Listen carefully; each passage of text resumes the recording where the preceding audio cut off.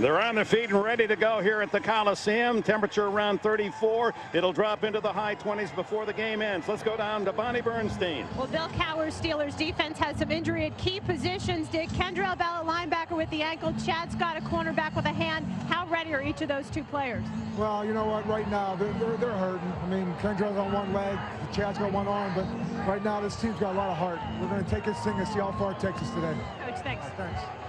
Bill Cowher in his 11th season with the Steelers, the longest active coach in tenure for one team. This is the 4th time they've met in the postseason, and the Steelers won the first 3. 2 of those go back to the late 70s when Pittsburgh, that Steel Curtain team, went on to win 2 of their 4 Super Bowl championships under Chuck Noll.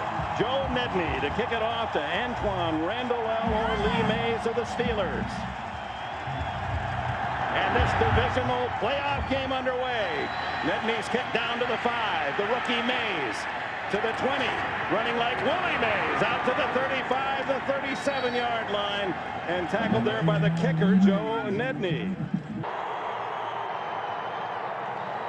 It's Amos Zaraway, the running back, who starts, and he kicks his way to the outside and close to a first down at the 50-yard line. First down at the 50-yard line for the Steelers. Fake to Zaraway. Maddox all day to throw. Intercepted. Picked off by Samari Roll. And Roll returns to the 48. And do they love that in Tennessee? Well, you can see that Plexico Burris is the intended receiver. And Burris, when he goes to make his cut, falls down. Now, did he get his legs tangled up? No, he just slipped.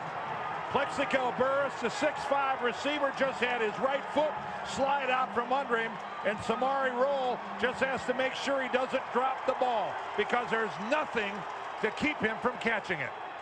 A huge early break for Tennessee. The Titans on Roll's interception. He had 2 in the regular season. 36 turnovers, the most of any playoff teams, but 10 of those came in the first 2 games for Pittsburgh. Here's Derek Mason on a little swing, and he has a first down at the Steeler 36-yard line.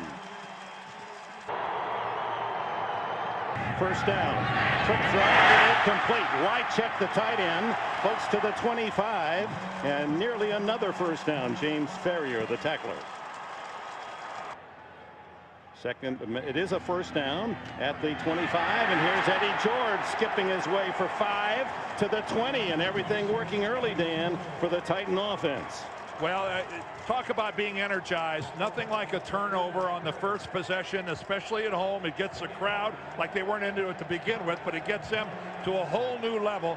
But Eddie George is going to get his carries today, regardless of whether or not the Steelers are the #1 ranked defense in the league against the run. This is Tennessee. They will run the football even if they're not having a lot of success with it. They'll still hammer George. And here he comes. Finds a hole. Look at him run over the safety, and a first down at the 11-yard line. Well, Lee Flowers will now be looking at Eddie George a little differently. And, you know, a lot of people think that if you smack Eddie George in the mouth early in the game, maybe he'll slow down. Well, my question, who was the smacker and who was the smackee right there? Oh, Eddie George, he just gave him that look, Flowers, as he went back to the huddle. Yeah, I'll be back. What a hit. Well, and how hard is it for Eddie George at 6'3" to get his pad level down there where he can deliver that blow? First down at the 11. Drew Bennett, the wide receiver, in motion. It's George again. And not much in the center of that Steeler defense, maybe a couple. Robert Holcomb is in the game for George, and he's split out as a wide receiver on 2nd and 8. The throw incomplete. Close to a touchdown as it went through the arms of Frank Wycheck. James Ferrier, the linebacker, covering. And it was good coverage by Ferrier. It's no secret that Frank Wycheck is going to be the target here for Steve McNair. And Ferrier to the inside, even though he never saw the football, was still close enough that Steve had to put it right on the hands. He did. That should have been a Tennessee touchdown. Ooh. You don't get that many opportunities to have a well-thrown ball right on the palms of your hands. Yeah, McNair and Fisher had the 6 on the scoreboard.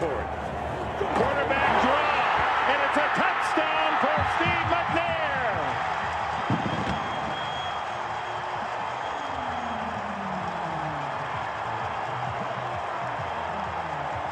Well, in talking to Steve McNair, we talked about other running quarterbacks. Before Donovan McNabb, before Michael McVick, there was Steve McNair. And the guy can run, and he's run for over 3,000 yards in his NFL career, and he was doing it when those other guys were still in college. Steelers had not allowed a TD on the opening drive in the regular season.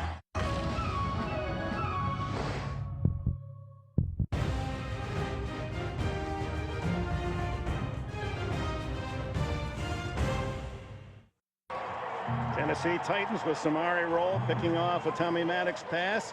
Go 52 yards in 7 plays. Took him a little over 3 minutes, and Steve McNair caps it with that 8-yard quarterback run. And now Netney and the Titans tee it up. Tommy Maddox waiting to make amends, which he, of course, has done throughout this year. Randall L. and Mays are deep, 2 rookies. There's Randall L. from Indiana, and Mays played his college ball at Texas El Paso. The left footer Netney. Not much wind here today. Fairly good carry, though. It's into the end zone to Mays. 10, 20, and out across the 25-yard line before corralled by a trio of Titans. Steelers ball, 28-yard line, and Maddox enters the huddle. And Dick, the point here for Tommy Maddox is that interception wasn't his fault. He has to throw the ball while his receiver's making that cut. Burris slips and falls down. Tommy Maddox, I'm sure that thing, he's already chucked it on the old wood pile and forget it. 3 wide receivers. That's Randall L. in motion from the slot. Maddox comes back firing and completing to Randall L. in a first down at the Tennessee 43. Randall Godfrey, the middle linebacker, tailed him down. There's no question the Pittsburgh Steelers have a lot of confidence in this passing game, and why not? We just see Randall L., the guy that can do everything. Returns, running patterns, and if they needed to, I'll guarantee you the kid that got over 11,000 yards in total offense at Indiana could play a pretty good game of quarterback too. What a second-round draft pick. Zeroaway trapped in the backfield and can't get to the line of scrimmage. Loses 3. Back to the 45. Carlos Hall, a 7th-round pick. He was 20 picks from the end of the draft out of Arkansas and contributes 8 sacks this year in a forced fumble. What a delicious selection that was. And what a defensive line the Titans have. They have youth, they have depth, they've got experience in guys like Kevin Carter, and what they really have is talent. This might be the deepest defensive line in the league. On 2nd and 13, Maddox down the middle, incomplete. It was intended for Hines Ward, and Keith Bullock leaping in front of that pattern to deflect it away. Now, this is Keith Bullock's first year as a full-time starter, and everybody with the Tennessee organization will tell you that he deserved to be a Pro Bowl football player. He's their leading tackler, and he does it all. Wonderful range, very physical at the line of scrimmage, and a real heady player. This kid is going to be good for a long time, Dick. Well, he was the one guy everyone felt should have made it. And Javon Curse enters the game for the first time. Lines up on the defensive left side of the line. On 3rd and 13. Good protection for Maddox. Then he has to swing it incomplete to Fuamatu Mafala in the flat, and he was covered well. And Tommy Maddox, that was really just a throwaway. And Bill Cowher telling us that, especially it was personified in the game that they played here earlier, that Tommy can get greedy. He can, you know, he's not afraid to take a chance and he'll force the football. And Bill saying, Tom, look, punting the football is not the end of the world. We have a wonderful defense. Rely on them. Let him go. There's the punt by the veteran Tom Ruin. Derek Mason lets it bounce. It takes a Tennessee hop to the 24.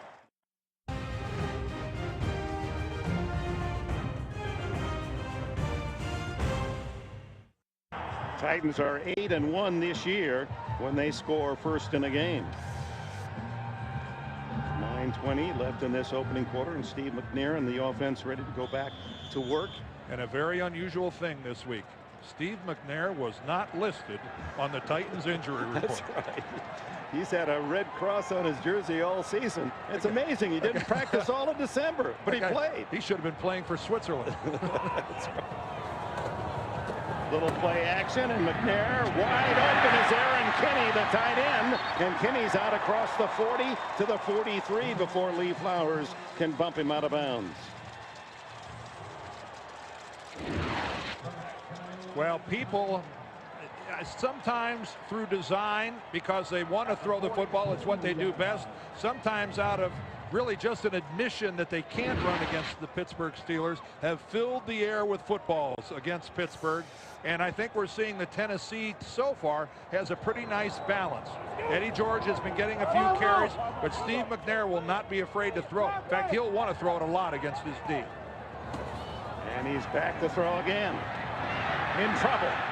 And down he goes. The first sack of the game goes to Kimo von Oelhoffen, the veteran from Boise State, who had 3 in the regular year.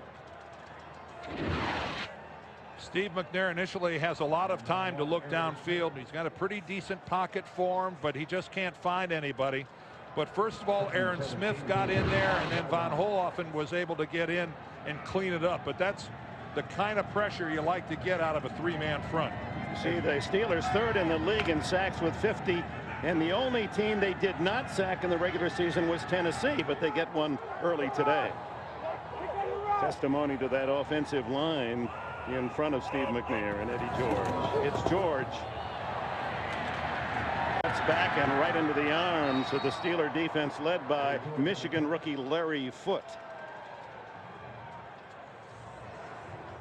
Foote seeing more duty with Kendrell Bell's ankle injury, and we'd better check to see if Bell is really able to go today. We haven't called his name yet. Well, we saw a good example there of the chaos that Pittsburgh comes with on running downs as well. They run blitz, they cross people, they get penetration. That forces the running back to go in a direction he didn't want to go, and then they have such team speed, they clean it up so well. 3rd down 16 for McNair. Underneath, complete to Drew Bennett. He's got speed and heads to the sidelines, gets the first down at the 45. Chris Hope, Florida State rookie, gets him out of bounds. Boy, there's a good job of Steve McNair coming off a primary receiver, working his way through the progressions and then finding the open guy. 19-yard stand. They needed 16 for the first. He was going downfield. He wanted to hit a receiver going down on a seam pattern, and then has worked his way over to Bennett. It's all working right now for the Tennessee offense. Fake to George. McNair. Last second decision to go to Aaron Kinney as tight end. Incomplete. For a moment, it appeared he wanted to tuck it and go. B squared, what do you have for us? Well, Dick, Steve McNair did not love missing those last 5 weeks of practice of the regular season. He felt himself getting rusty and out of sync, but he said there was one positive thing. He said, I really sat back and watched the movement of my receivers, watch them cut and get in and out of their routes, and that really helped me understand their body movement better. And he particularly mentioned that with Justin McCarron, who's really just starting to come along in this offense, and we'll see if that's a factor today. Justin McCarron's Eddie Berlin, some of the young receivers, seeing more duty with the injury to Kevin Dyson. A couple yards for George on 2nd down. Jason Gilden there with a hit.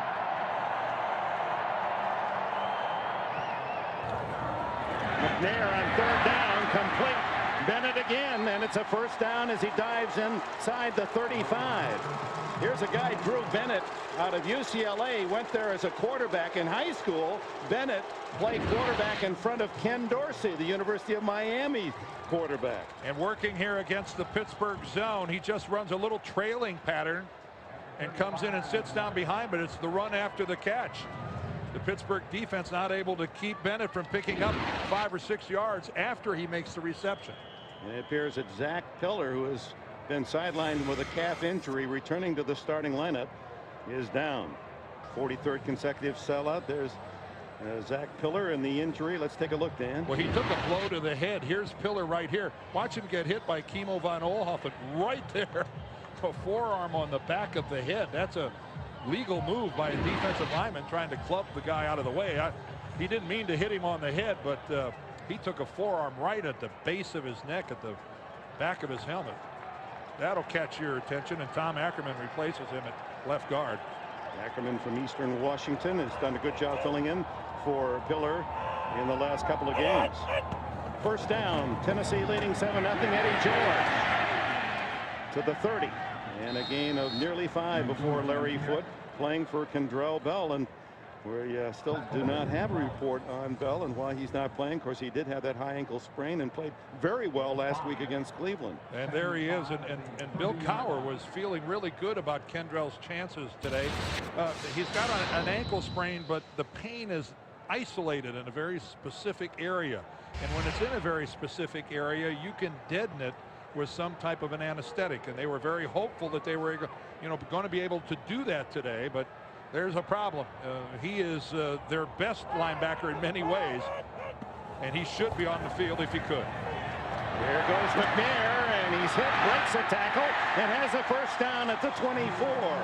And there's the strength of the 230-pound quarterback and desire. Well, when we met with Steve McNair a couple days ago, and I asked him, what do you think about when you hear all the praise being heaped on people like Donovan McNabb and Michael Vick? He got that smile on his face, and he said, when I was young, it was a flaw to be a running quarterback. And that was an interesting comment. There was, yeah, he said people perceived there was something wrong with my game as a quarterback, that I had to run the way that I ran. He said, interesting. Have times changed? Yeah, in vogue now. No kidding. 10th play of the drive. Underneath, complete again. Everything going, and another first down to Wycheck, the tight end. Porter and Ferrier make the tackle, and without Bell in there and a rookie replacing him, and here he does make his first appearance now. I know that the Steelers are proud of the fact that they have an offense now that can come from behind. I'm not sure that they want to have to continually demonstrate that. From the 14-yard line, McNair and the Titans leading 7-0. First down toss to Eddie George. Plows his way to the 8-yard line, and there's Kendrell Bell. And that's what he brings to a football game. Kendrell Bell has to hurdle a would-be blocker, flow, and then choose the exact moment to knife upfield. And boy, did he time it perfectly, bringing down Eddie George. Why, there he is, 97, right in the middle. There he has to go right over the top. But when do you go upfield? Right there is when you go upfield. Heads off Eddie George, and tell you the truth, Eddie George saw Bell coming and fell down. Jason Gilden there made the ultimate tackle. Good gain on first down, however. Second down and 4. George tries the other side. They run him wide. He cuts back inside the 5. Dwayne Washington from the corner to force. And let's see where he stepped out of bounds. Shy of the 5-yard line, they mark it. Third down and a couple.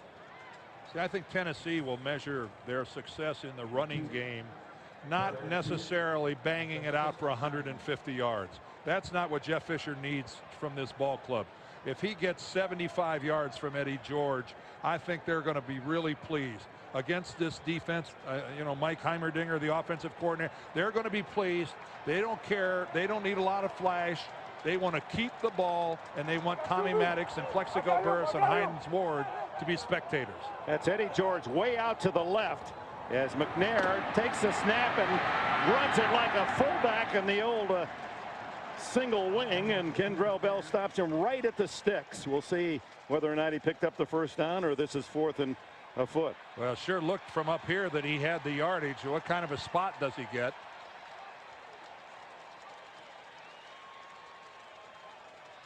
Well, now looking at the spot, it's close. Very close. This is going to be made or missed by a matter of an inch or two. Ron Blum signals first and goal. Half a ball.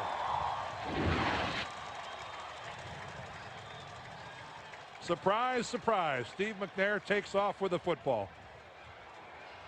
And that was a good spot. That's exactly where he put it. And yeah, Jeff knows what confidence he's got in that guy. Talk about time possession. This long time consuming drive. 14th play. And the Titans arrive at the 4-yard line. George breaks a tackle. He's down to the 1. Flowers gets him to the turf. We ask Eddie George, you were a landscape engineer major at Ohio State. You ever use that? He said, all the time, every Sunday, I judge the sod. Yeah.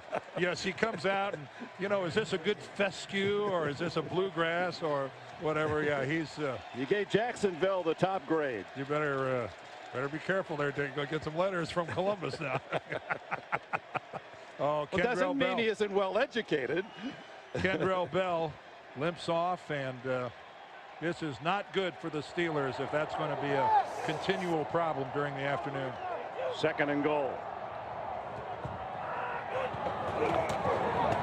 George head stopped short, but continued to churn forward and is to about the 1-foot line as Kimo von Oelhoffen led the submarining charge of the Steelers. Oh, and Von Oelhoffen had Eddie George wrapped up, and Eddie George powered out of the grasp of Von Oelhoffen. Von Oelhoffen, 67. Right there, he's got Eddie George by the thigh, got him by the leg, and Eddie pulls out of it. And because he's not down on the ground yet, keeps on digging. Brent Alexander, who played here in this city at Tennessee State, finally got him down. Third and goal.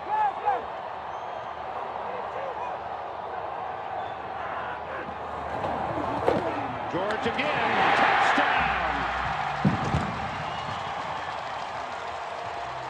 How impressive a first quarter the Tennessee Titan offense. And doesn't that say it all, that look we just saw on the face of Dwayne Washington?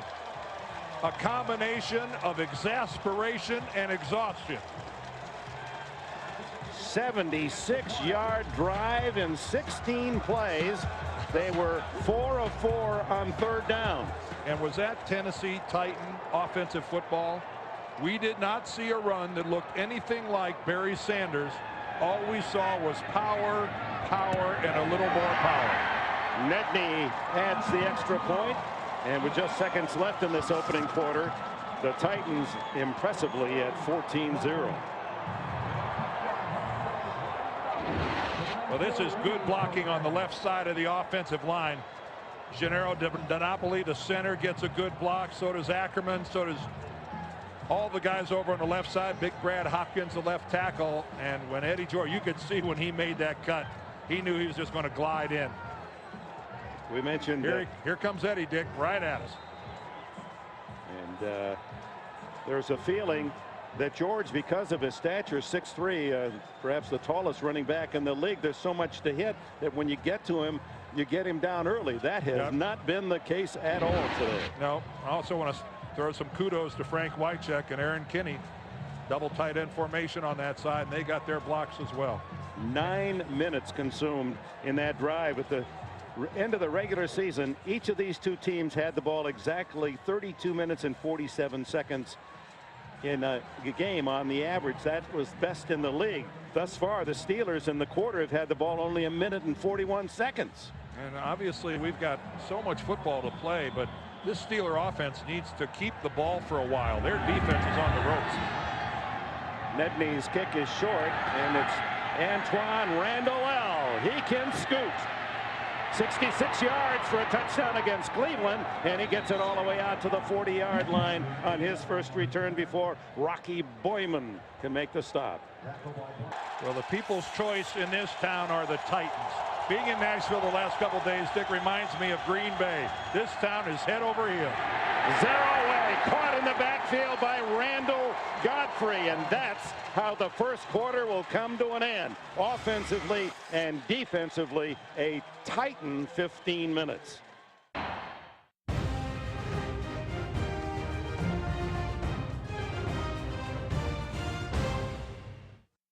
We open the second quarter.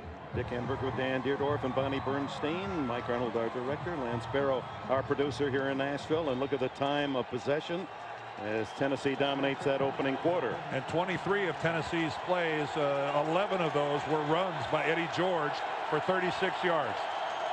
Zaraway lost 5 on first down, so 2nd and 15, and Zaraway back on the draw as Tennessee looking pass, and Zaraway picks up 8 on the draw before Keith Bullock can drag him down. Amos Zaraway is the man now for the Pittsburgh Steelers. Jerome Bettis is healthy, but Bill Cowher wants the explosiveness that Amos Zaraway brings to the lineup. He can turn what might be a 10-yard run from Bettis into a 15, 20, or even longer run with his kind of quickness. The bust, and we're looking at Jerome, has been a Warrior for a long time, and he may get some carries today, but he's not going to be a big factor. 3rd down and 7, flag down. The throw is complete to Randall L, and it's a first down if. Well, Kevin Carter was certainly across the line of scrimmage. Whether he was induced or not, I'm not sure, but he was well across at the snap of the ball. Offside, number 93 defense. Penalties decline. Result of the play is a first down. Ron Blum, a professional golfer, which reminds us that CBS golf coverage is tuning up, and they'll be in Phoenix next week. First down at the 48. Steelers need something positive here offensively. Hines Ward yet to catch a pass. He was in motion, and here he comes in the backfield, and they got it. Back at the 41. Javon Curse in to make the play. And then Henry Ford and John Thornton to finish him off. How could things be going any better than they're going for the Tennessee Titans?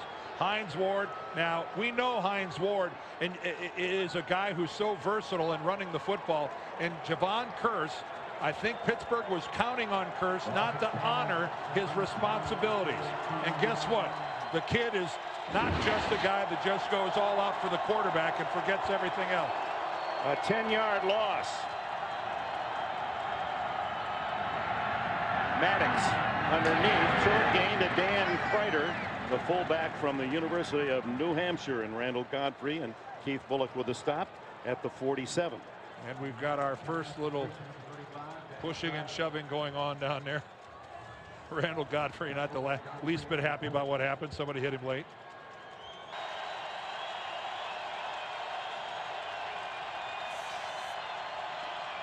Maddox shotgun. They pick up the blitz. Maddox goes deep downfield. Complete. Plexico Burris, the rangy 6'5" target, pulls down a first down pass at the 30-yard line. Well, Dick, you said pick up the blitz. No kidding. What a job up front by the Steelers, and big man gets downfield, and I'm sure a whole lot more aware about keeping his footing. That was a cautious cut by Plexico Burris there, and as a quarterback, I don't know how much better it gets than having a target as big as Burris. Can't be around the guy without being struck as to how huge the guy is. Jeremy Tillman, the tight end, in motion. The screen to the flanker left. Hines Ward flagged down as Ward moves inside the 25-yard line, but this one's coming back.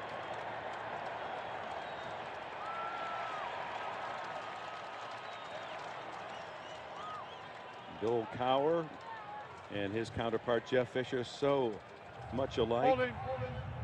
64 offense. 10 yards. Repeat first down. Cowher is a year older at 45 than Fisher. They both played 5 years in the league, more or less special teams guys. Cowher, linebacker, a special teams madman in his day, and Fisher was a kick returner, defensive back, and Cowher actually sent Fisher into the coaching ranks. They really did. Jeff suffered a broken leg in a game where the Bears were playing the Eagles. I don't think it's Jeff's favorite topic. Cowher doesn't mind talking about it. No. Well, there's movement before the snap. Big Wayne Gandy, the left tackle.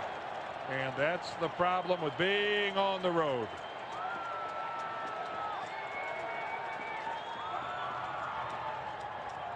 False start. 72 offense. 5 yards. Well, that's going to make it first down and 25 back at the 45. Maddox has to throw it into an oncoming lineman, Albert Hainsworth, the rookie from Tennessee. Well, that's a good target. He's 6'6" and about 340. Yeah, a little argument that even though Tommy Maddox may have been outside the quarterback box, he didn't get the ball back to the line of scrimmage.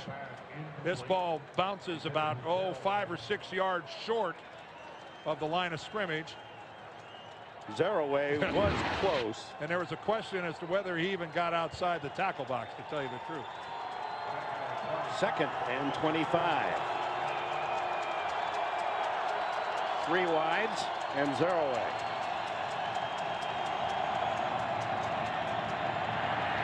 Maddox incomplete. He had Burris crossing at the 25 in front of Samari Roll.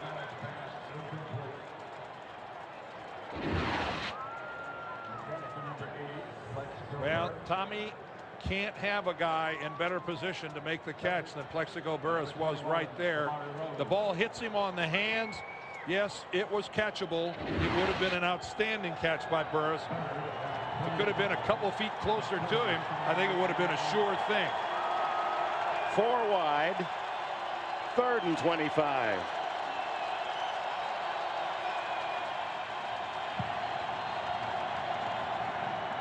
Here comes Curse. That flushes Maddox. He has to go short, and not much there at all. When you can come with 3 people, drop 8, and force the other team into just dumping it off, that's exactly what you're looking for. No way the guy's going to run for a first down against 8 people. I don't care if it's Antoine Randall or not. He's not going to work his way through 8 Tennessee players to pick up a first down. So that holding penalty followed by a false start moved the Steelers back. They're unable to recover and now have to punt the ball. Ruin's first kick was not a good one. Derek Mason, his longest of the year was against the Steelers, only 21 yards. He lets it go, and a beautiful kick. It's a college audience here. The enthusiasm of these Tennessee fans have plenty to cheer about early. 14-0, and the Titans, 2 possessions, 2 touchdowns, start deep this time at their 8-yard line. McNair, and a fumble, out. A scramble, and it appears the Steelers have it at the 9-yard line. Lee Flowers was around the ball, and as they get up, it is Flowers who covered it for Pittsburgh, and that's exactly what Bill Cowher's team needed. If you're Pittsburgh, you couldn't even dream about anything better than this. Eddie George takes the handoff and bumps into his own guy. He runs right into the back of Ackerman, and the ball comes loose. He runs right into the back of his left guard, Ackerman, and he didn't have the ball put away enough, and it comes loose. And the only people close are the Steelers, and Lee Flowers just gobbles it up. Casey Hampton surged defensively, pushing Ackerman back into the ball carrier. Here's the bus. The bus out of the garage, but unable to get that motor into high gear. No gain. Jerome Bettis, what a great player he's been. He's currently the number 10 rusher in NFL history. 11,542 yards. Only 666 this year. That's subpar for Bettis. Now in his 10th season out of Notre Dame.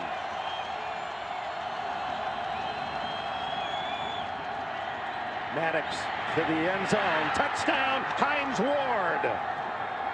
Ward, who was the number 2 pass catcher in the league this year with 112, and a dozen of those touchdowns, finds the end zone quickly for the Steelers. The perfect tonic for Pittsburgh. Their offense kept the ball for 9 plays, gave their defense a little rest. The first time the defense gets on the field, they force a turnover, and their offense capitalizes on it. And all of a sudden, the Steelers, who had 1 foot in the grave, all of a sudden are back with it.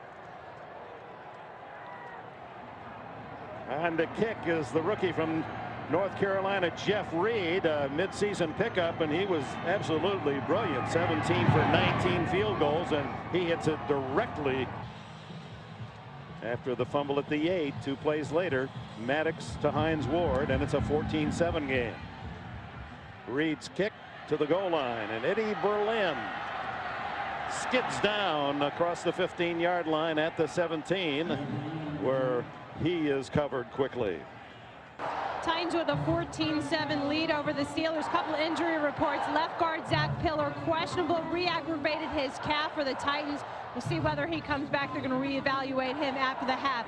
Questionable also is Pittsburgh linebacker Kendrell Bell, and quite frankly, I'm surprised Cowher had him go after watching him work out before the game. That pain-killing shot not as effective as it was last week against Cleveland, and he too is questionable. And looks mighty disheartened, Bonnie. Thank you for that report. Starting from the 17 is McNair. Oh, almost intercepted and incomplete. Oh my, was that close to another 7, or are they calling it a catch?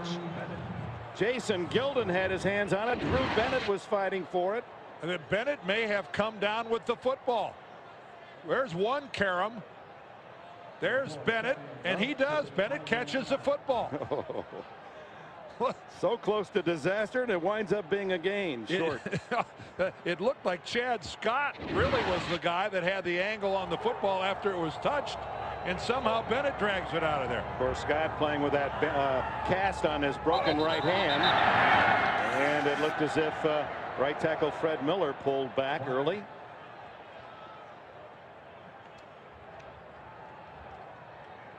Miller, the former St. Louis Ram. False start called on him. Trouble with the Ron Blum's microphone isn't working very well. Eddie George eyeing that defense, and it's McNair going deep for Derek Mason, and it is intercepted by Chad Scott. Scott down by contact at the 40. And now the momentum, how quickly it has swung to Cowher's side of the field. Well, it looks like Derek Mason separates himself and pulls away from Chad Scott, but this ball is underthrown by Steve McNair. As they pull abreast, there Mason pulls ahead, but you can see the ball is underthrown, and that's what allows Chad Scott to intercept it. If that ball's thrown a couple yards farther down the field, Dick, that could have been a big play for the Titans. Instead, the reverse. Scott, such an important addition to that defensive secondary, which was really carved up by Kelly Holcomb in Cleveland last week. Down the toss for Burris, complete at the 20-yard line as Burris outfought Samari Roll for the catch. He outfights double coverage. And when I saw Tommy Maddox release the football, I'm going, wow, this guy is a gambler that he's going to throw into double coverage. You got corner safety, Lance Schulters to the inside. Schulters doesn't get deep enough. Hines Ward as he smacked hard on the tackle from Andre Dyson, the second-year corner from Utah. That was a 40-yard catch previously to Plexico Burris. Here's where size really pays off. Well, and confidence, and look at it, Tommy Maddox realizes that he's got a receiver that has the talent of a Plexico Burris. Take a chance, and that was a chance that paid off. Second down and a long 6. Bettis in the backfield behind Kreider, tries the middle.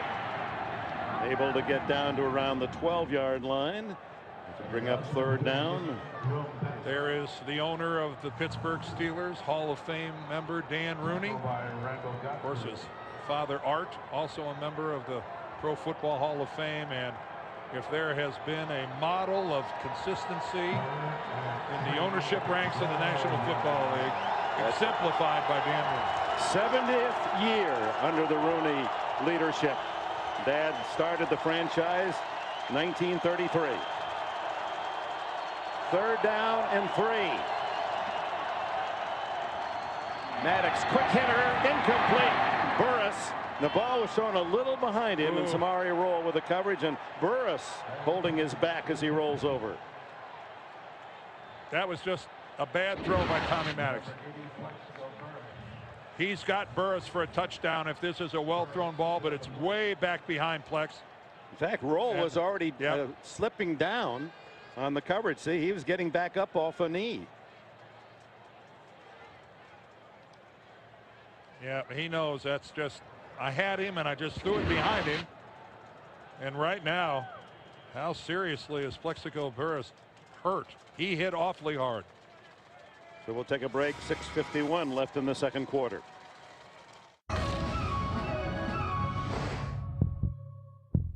Since I was a little kid, I've been dreaming of playing NFL.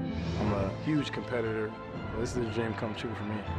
See how the story unfolds. The 75th NFL Draft begins Thursday, April 22nd, live in primetime on NFL Network.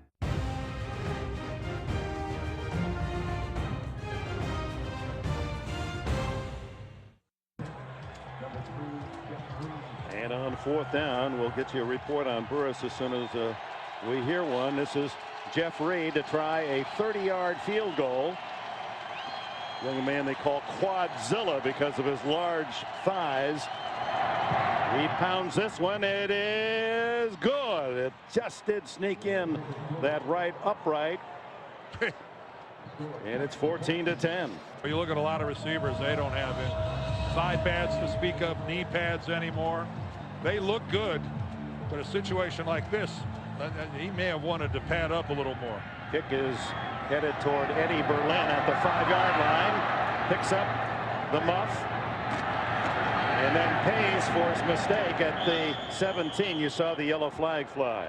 There's a flag on the return.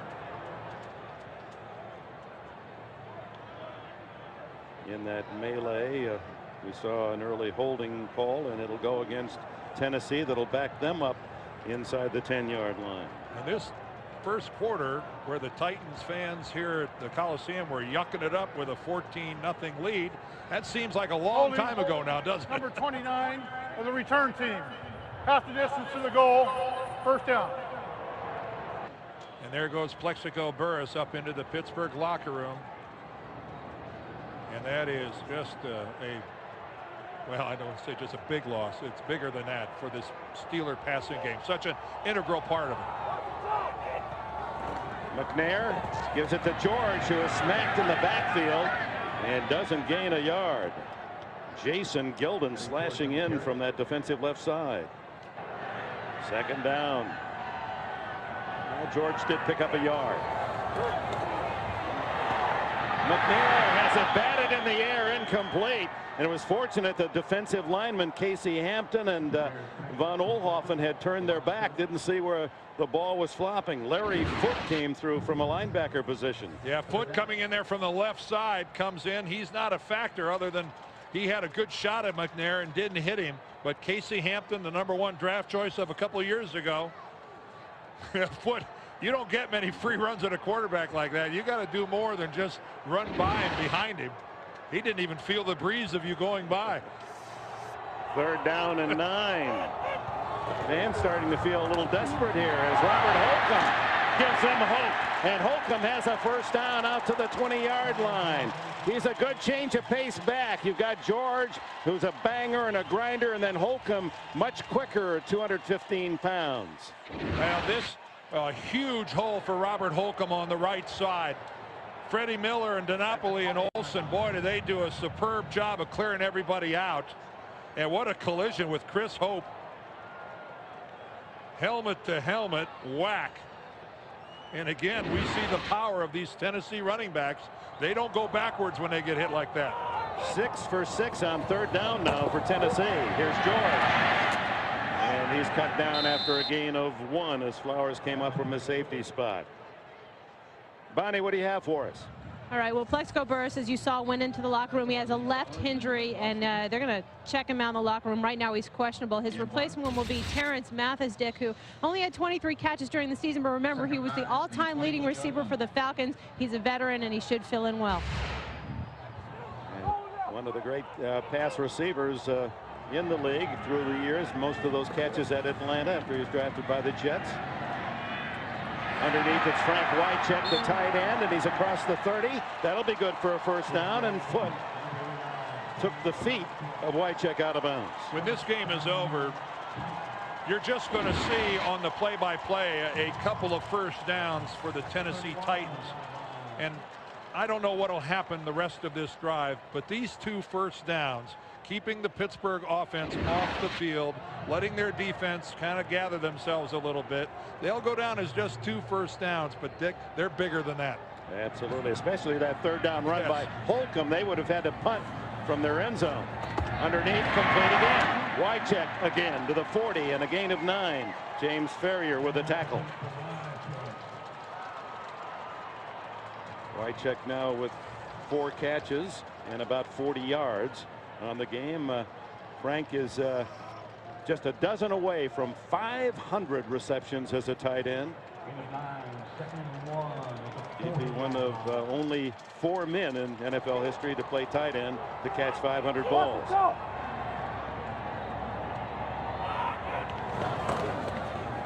Second and 1. The throw to Mason. That was interesting. That was definitely a head and eye fake. It looked as if McNair threw that ball out of the corner of his eye. Well, that was kind of the result, too, because the ball landed about 6 yards out of bounds. Let's look at it here.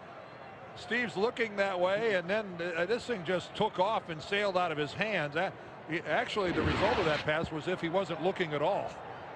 That was a weird reaction. Maybe he was turning his head opposite of the direction he was throwing. Yeah, that's kind of the way it ended up. Third and 1. Holcomb is in the backfield. McNair's going to run it. Flag down. And McNair tackled at the 42. That'll be a first down. Foot seeing unexpected full-time duty with the injury to Kendrell Bell made the play. The flag was thrown in the secondary. And it's against the Steelers. So a first down whether they take the run or the penalty. Hands to the face. Number 20 defense. 5 yards. First down. Dwayne Washington defending at the corner, got his hand up around the face of the receiver. Well, from the inside the 10-yard line, the Titans now out to the 42-yard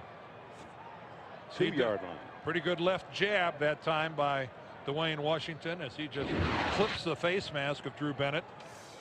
That was the judges at ringside would have given him a point for that. Contact.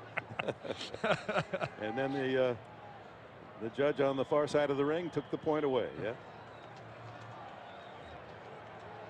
Now the 5-yard penalty takes it from the 42 to the 47. Holcomb stays in the game in the backfield. This is a sensational drive by Tennessee to this point.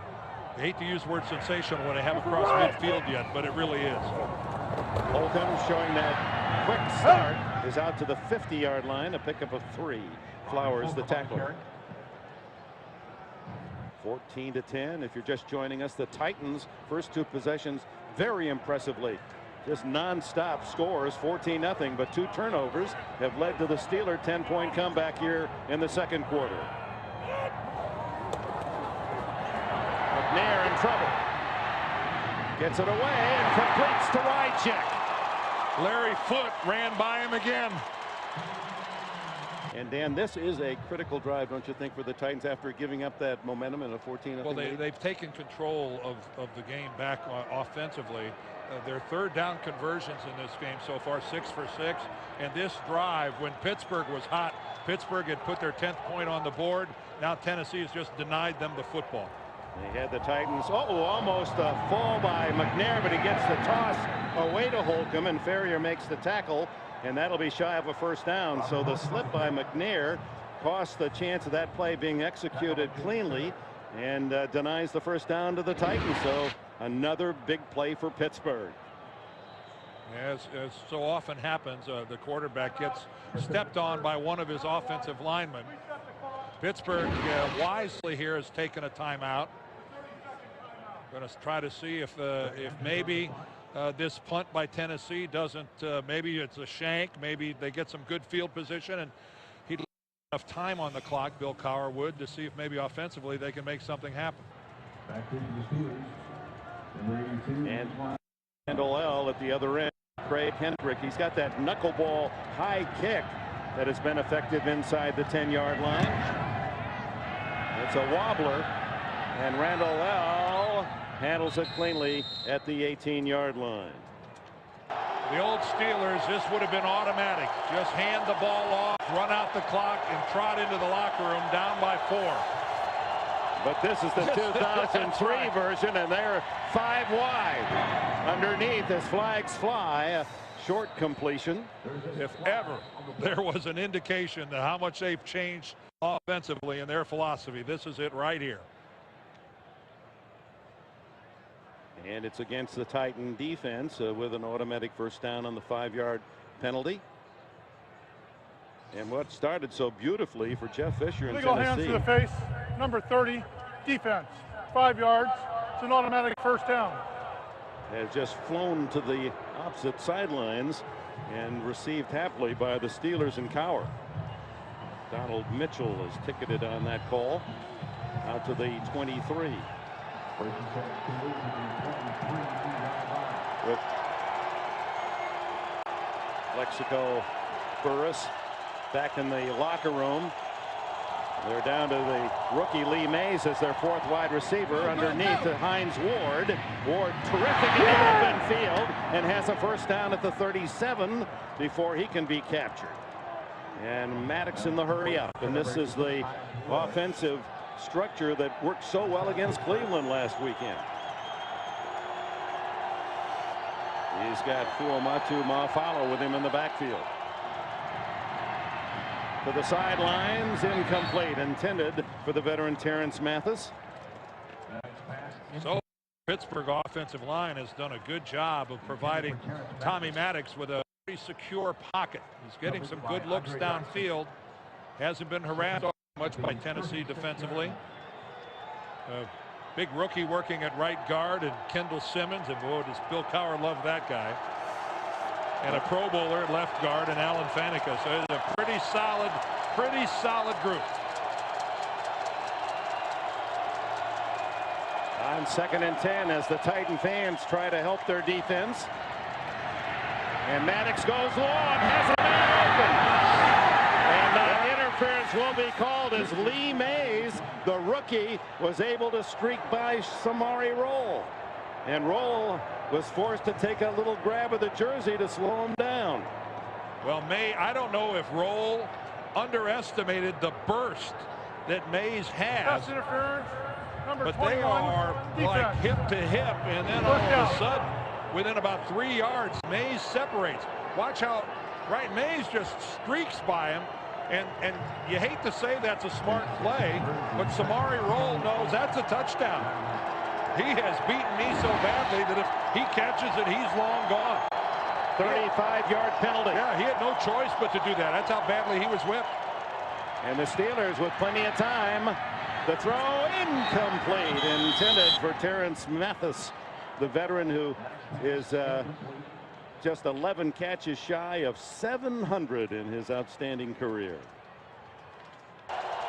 51 seconds left in the half. 2nd down play from the 28. Direct snap to Hines Ward. And he scoots to the 17. And that'll be good enough for a first down, and the Steelers immediately spend their 2nd timeout. 43 seconds, a lifetime left for Cowher's team. And as we look at all the things this Pittsburgh offense can do, you can't help but go back to our conversation with Bill Cowher. And he said, I realized when I finished the season one time with the #1 defense in the league, the #1 running game in the league, and that wasn't good enough to win in the playoffs. And that's when I knew we had to change offensively. I had to find a way that if we're behind, we're still competitive. And boy, have they found it. This is a wonderful illustration. Getting the football inside the 2-minute warning, spreading the field, going 5 wide, and away they go. Without one of your best receivers available. That's right, without Plexico Burris. Ball's at the 17. I'm right here. The comeback player of the year, and is he ever? Tommy Maddox. Trying to get the Steelers the lead before the half. Throws underneath to Hines Ward. Short yardage, tackled immediately by Donald Mitchell.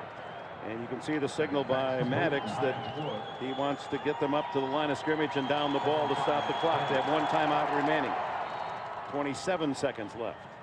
That ball was behind Hines Ward as well, who made a good catch coming back to it. If Tommy misfires in his attempt to complete a pass, a lot of times that he's a little bit behind. We saw how badly he was behind Burris on the play where Burris was hurt. You look at this one right here. Ward can't catch this in stride. He's got to go back behind it and dig it out. Big 3rd down and 5.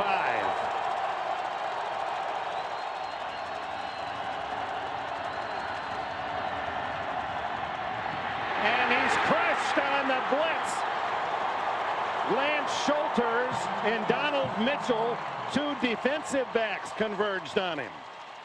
Well, Mitchell is totally unblocked coming around the corner, but normally coming right at you, you'd think that Maddox would see him coming, but you could see that initially Tommy Maddox wanted to work the left side of the field, and by the time he snaps his head back to the right, Donald Mitchell is only 2 steps away from him. Yeah, he kept him because of the 4 kickers. Reed was the youngest. None of the 4 distinguished themselves. He said, oh, what the hell, keep this guy. 39-yard attempt. And the young guy skids another one through. 2 for 2, and he took paint with both of them. Oh, boy. He got that right inside the out-of-bounds marker. What a first half as Reed uses all of that space tenderly through the yellow, and it's 14-13 at the break. Not a bad half of football. Yeah. Even he was surprised it didn't look like it wanted to hook. 14-13. Let's go to Bonnie. Jeff Fisher, you had a 14-point lead. How frustrated are you that turnovers allowed Pittsburgh to get back in it? I mean, you would expect them to be able to capitalize off the turnovers, especially with the first one where we gave them the ball, and that's the difference. You know, we played good the first quarter, didn't play good second quarter, and we're going to go regroup and come out. You said you were worried about your players being over-anxious. Do you talk to them again at halftime about that? No one's over-anxious right now. They know we're playing a real good football team, and, you know, we just got to play better. You know, we got to settle down, play, and, you know, they did a great job stopping that 3rd and 1 right there, and they picked points up off it. So we get that convert that 3rd down, you know, who knows what happens. Coach, thank you.